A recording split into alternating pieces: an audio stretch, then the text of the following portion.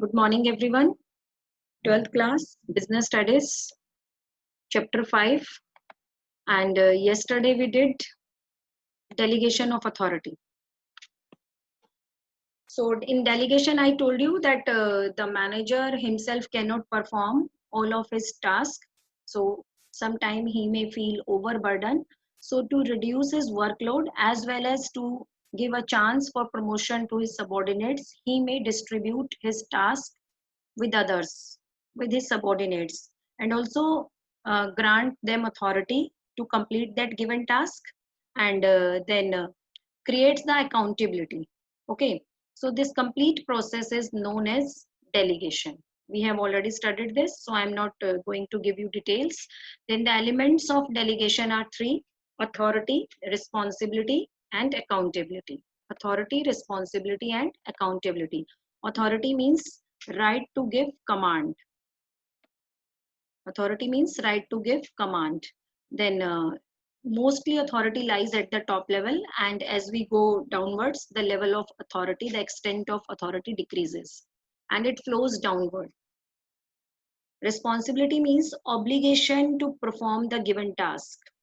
So it lies more at the lower level as compared to the upper level, and it cannot be entirely delegated, and it flows upward.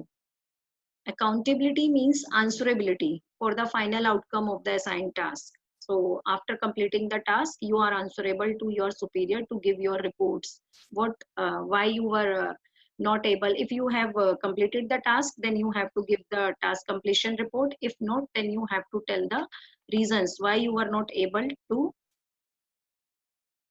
complete the given task. Then elements of delegation already we have done, and then comparative study we have done. In between the authority, responsibility, accountability, these are the three elements of delegation as well as the process of delegation. Then the next topic, importance of delegation. Why delegation is important? I told you that delegation is compulsory in every organization. It's not a policy decision, it's a compulsory decision that in each and every organization, wherever a group of people are working, then the superior has to share some of his tasks with the subordinates. So it becomes necessary and optional for each and every organization. When it is very much necessary, then it must be having some benefits. So what are the benefits of delegation? First, effective management. Okay, how the delegation is an effective management? Because delegation of authority helps a manager to share his workload with his subordinates. So when a manager shares his workload with his subordinates, so in this manner he will be having ample of time to focus on core activities. So his work burden will be reduced. Burden of work will be reduced. So it lightens the burden of work on top executives. By passing routine or minor work to the subordinates, a manager can devote greater attention on important matters. Thus, he can make better use of his valuable time and ability, which will lead to the effective decision making and overall effective management, because he will be able to focus more on the core activities. So it will be leading to the effective management. Whatever the decision he will be taking, that will be good and effective decision. Okay, so next is the employee development. How the employees will be developed? Suppose you are an employee and your manager is doing his task, he's sharing some of his task with you. Sharing some of his task means actually he is responsible to complete that task. That task comes in his job profile, but he is getting that work done from you. So in this manner, the employees or you will be getting a chance to do the task of the boss, to do the task of your superior. So there will be more chances of promotion for you. You must be able to perform the task of the superiors. So delegation of authority provides more opportunities to the employees, because every employee has hidden talent, hidden skills, and that hidden talent and skills can be utilized only when the bosses, the superiors, are showing their faith in their employees. They are giving their task to their employees.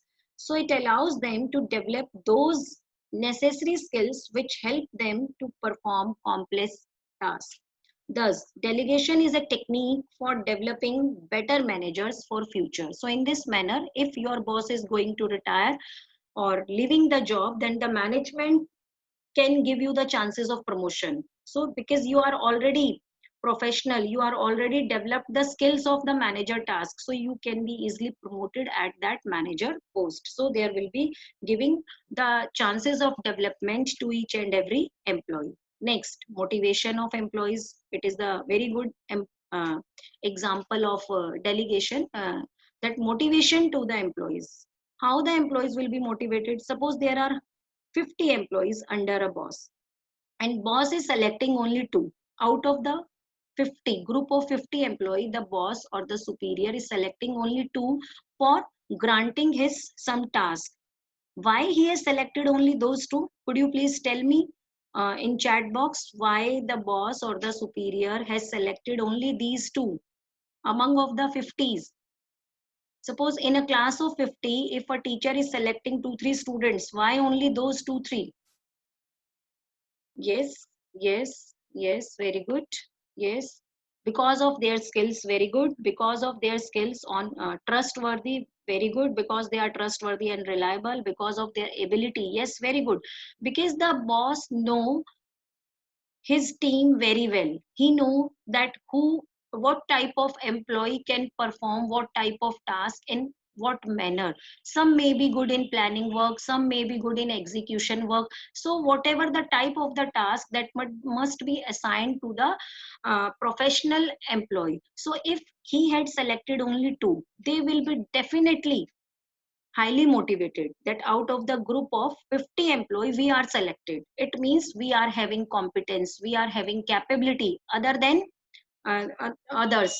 So we are having some special skills, that's why we are selected and others are not selected. So it will be giving a deep motivation to those employees, as well as the other employees who are not got selected. They will be also motivated because they will also try to give their best.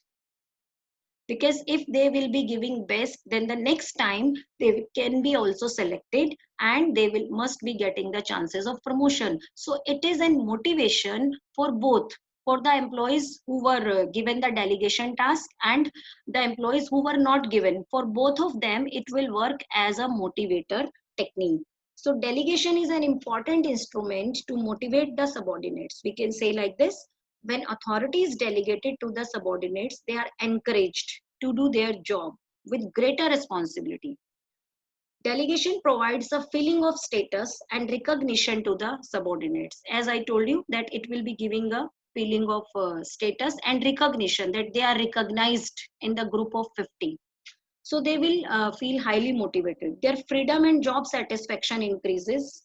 Due to this authority they enjoy and rewards they get for better performance. So they will be highly motivated. Not only the employees which are selected, even the other employees also, because they will be also developing a feeling of belongingness and responsibility, because with future reference. So not a problem if this time we are not selected, but we will do our best and the next time we will be also selected. So it's a very important benefit of the delegation, that motivation to all employees. Next, facilitates to growth.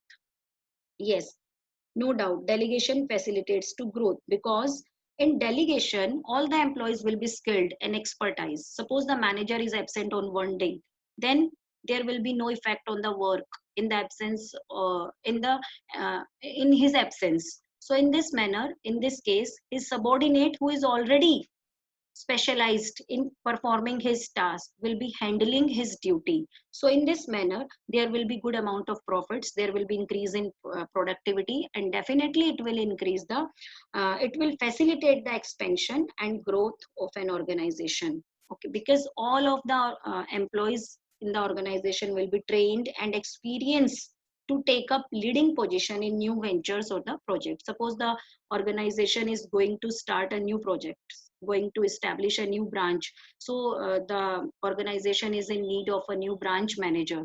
So instead of hiring the outsiders, they will be not trustworthy, they may leak your secrets, they may be they can do the frauds.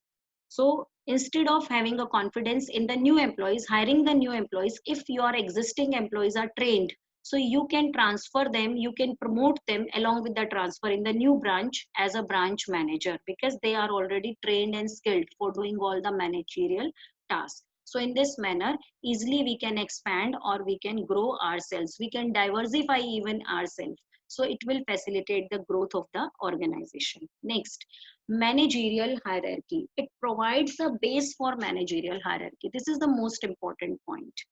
As I told you that in an organization, a group of people is working, and in group of people there is a superior and subordinate relationship. So if there is no relationship, then there will be no role clarity.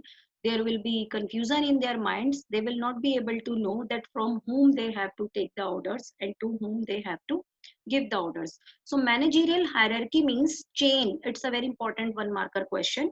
So managerial hierarchy means chain of superior subordinate relationship. All the employees in the organization are associated with each other, joined with each other in a chain. In that chain, some of them are superior and some of them are subordinates, and some of them are both superior as well as subordinate.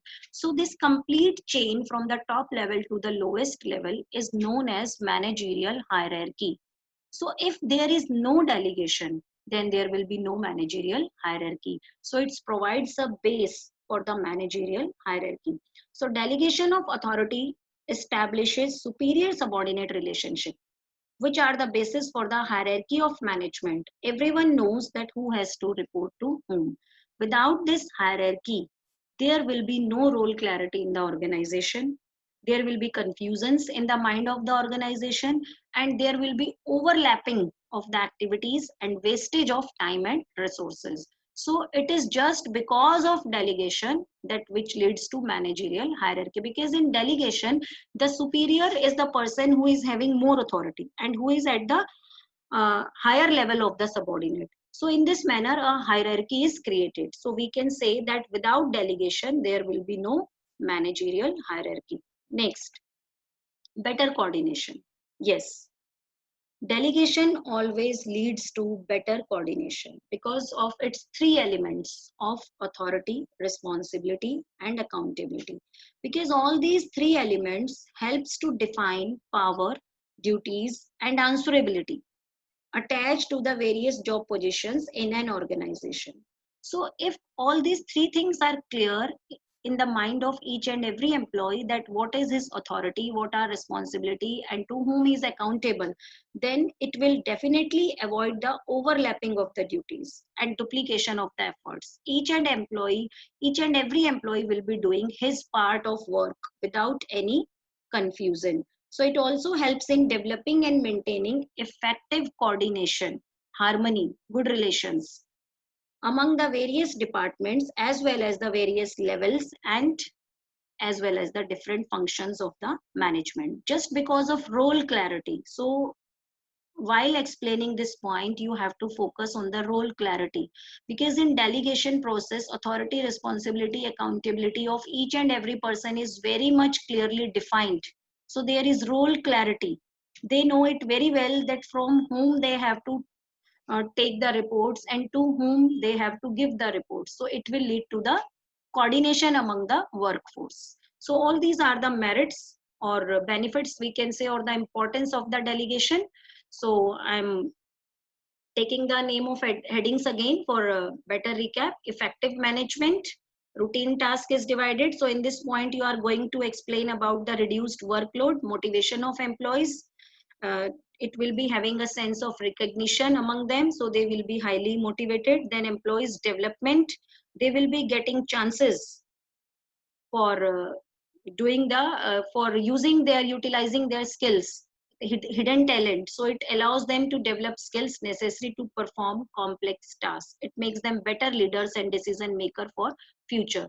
Then helping the expansion of the business, when the organization will be having trained and experienced employees, then definitely it may help the organization to expand. Better coordination because of the role clarity, so it will lead to the better coordination. Reduces the workload of manager. This is a very important point. We can say that the manager will share their work with the subordinates, then definitely it will reduce their workload and they will be able to focus more on the core activities and it will lead to the effective management. So am I clear with the concept of delegation? Yes. Okay.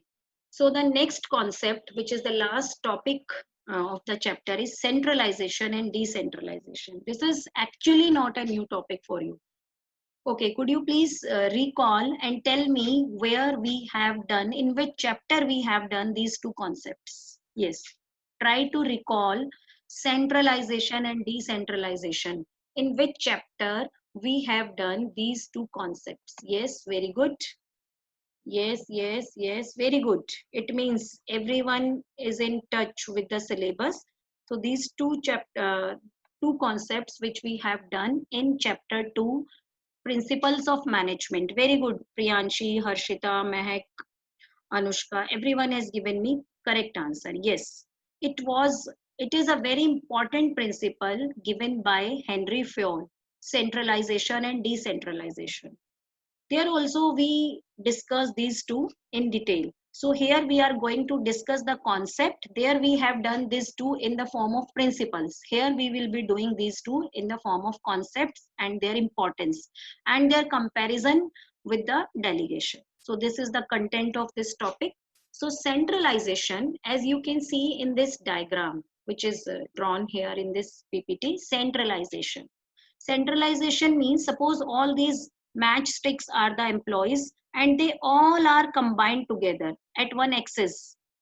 Okay, so it means they all are centralized. Centralized means concentration of powers, authorities only at the top level.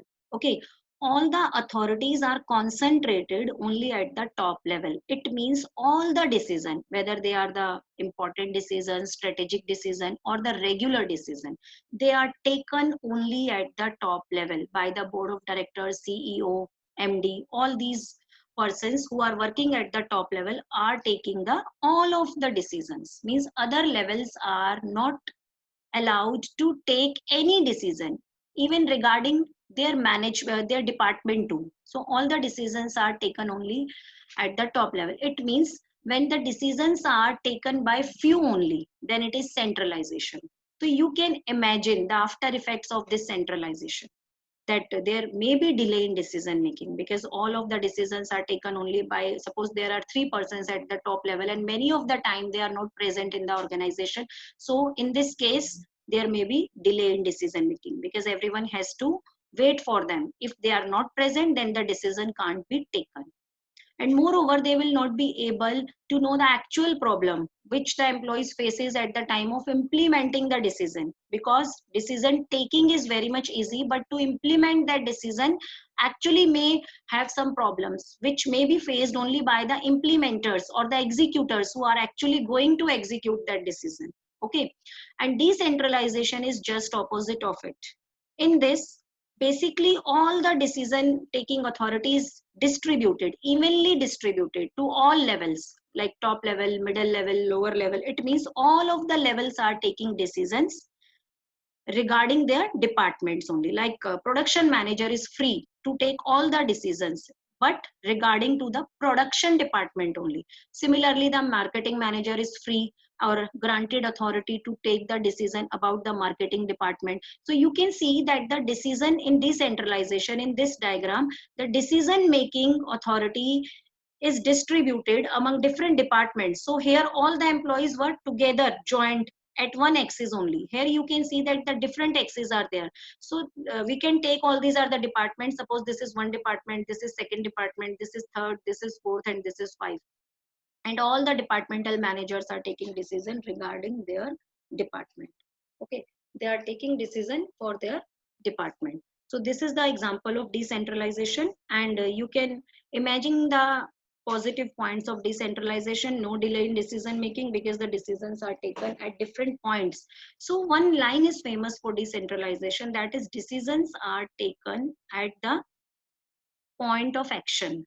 Decisions are taken in centralization at the top level, but here in decentralization decisions are taken at the point of action. At the point of action means the point where actually the decisions will be implemented.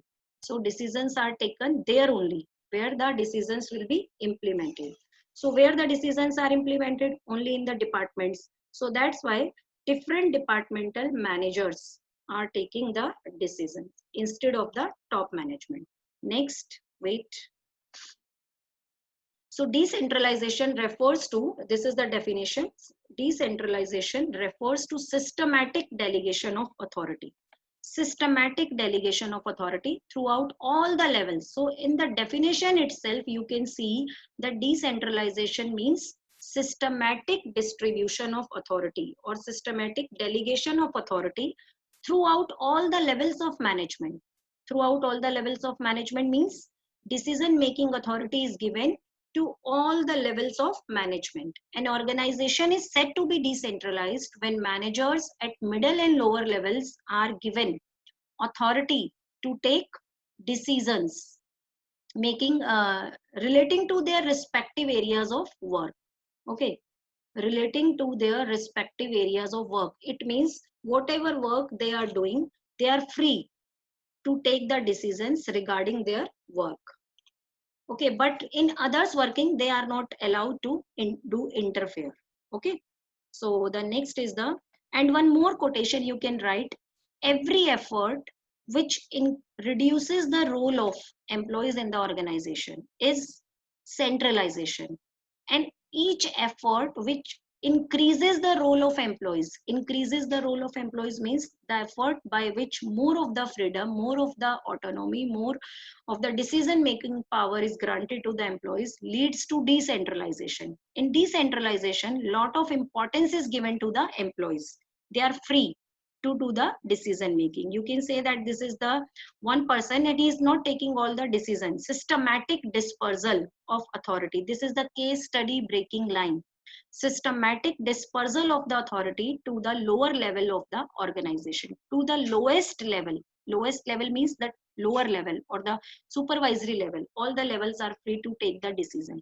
One thing I told you at the time of explaining delegation, then when authority is multiplied by 2, then it is known as delegation. Authority is multiplied by 2. It means authority lies in between two persons, superior and subordinate. But when the authority is multiplied by many, many persons are taking decision, not only the two, many persons are taking decision, then it is known as decentralization. So authority multiplied by 2, delegation. Authority multiplied by many, decentralization. Okay, so decentralization refers to delegation of authority throughout all the levels, and delegation means transferring of authority to the subordinate only, and here delegation of authority throughout all the levels. But remember that delegation is compulsory and decentralization is optional. It's a policy decision. If the organization is on small scale, then mostly the organization are centralized. Why? Because it is very much easy to take all the decision by the owner, and all the decision are taken by owner himself only. Why?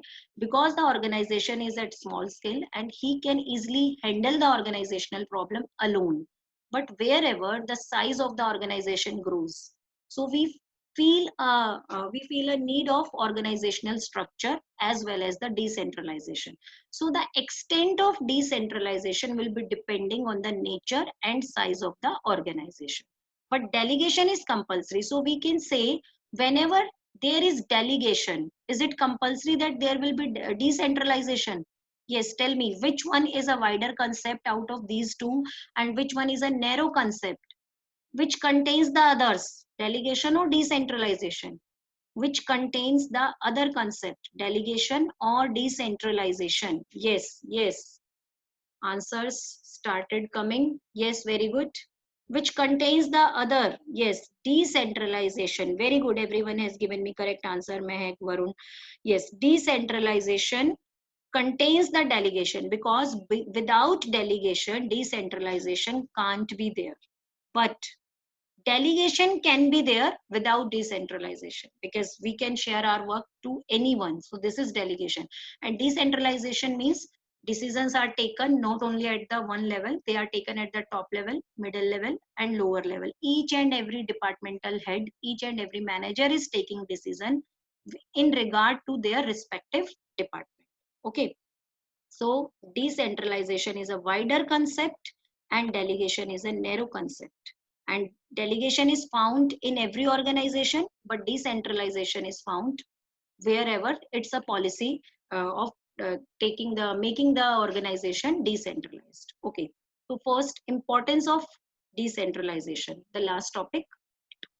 Importance means what are the positive points we are getting. So similar points are similar in delegation and decentralization. There is only a little bit difference because what delegation lies in decentralization. So whatever the benefits, whatever the positive points we have done in delegation are there in decentralization. So sometimes some points are same also, but we have to explain the points with reference to the decentralization, and there we have to explain the points in reference to delegation. Okay, clear? So importance of decentralization develops initiative among subordinates. So decentralization gives the manager at the lower level to take all the decisions. So they will be taking first step. Initiative means taking first steps. They will be very much uh, able to take the decisions which are for the betterment of the organization. Initiative means taking the first step. So each and every level will be taking the decision. So it will be good for the organization, and the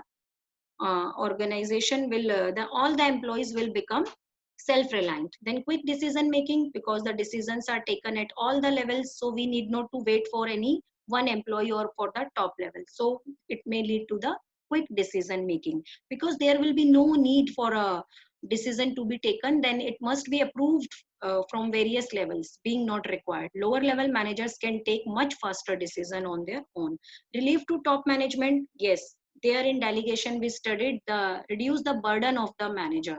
Here the relief to the top management, because the top management will be relieved from taking of the regular decision or day-to-day decisions. Now they will be having more time to focus on the strategic decision, important decisions.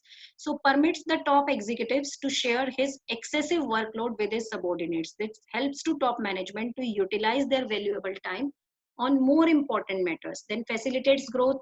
This point we have already done. Where? This point we have already done. Where? In delegation. So same explanation you can write here. Then democratic system.